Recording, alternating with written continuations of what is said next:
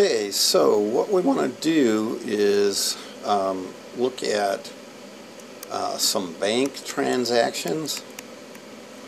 Some of you may know how these things work, but many of you I don't think do. And so first thing I like to talk about is just simple interest.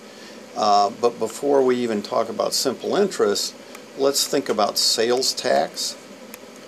And in sales tax, at least in Kentucky, it's a 6% thing.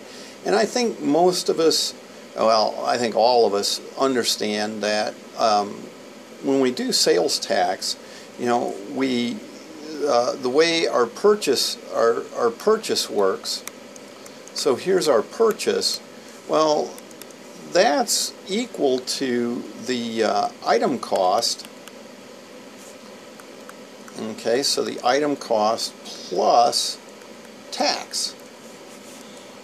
But then when we think about that tax, well, that tax is a certain percentage of the item cost. So we could say, well, that purchase is the item cost plus percentage of item cost.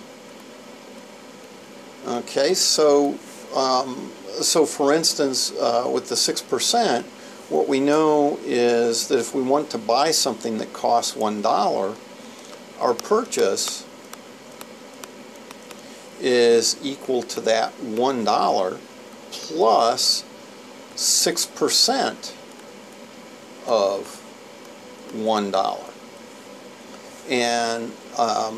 And so then if we do 6%, well, that's just 0.06 times that 1. So we have our 1, I'm going to drop the dollar sign, plus 0.06 times 1.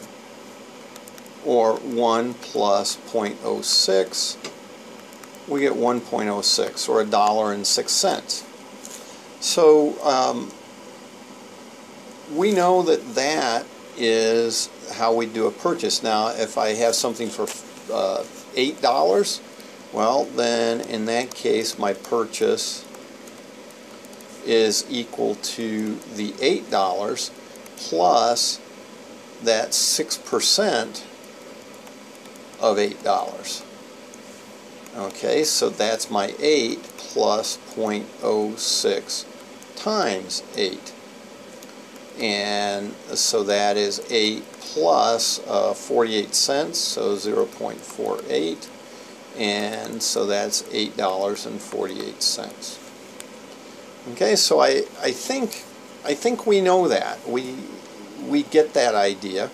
Now, more generally then, what I could say for the purchase, that total cost, that's going to be the purchase price or the item cost. So I'm just going to call that purchase price P, or the item cost is just its price P, plus 0.06 times P.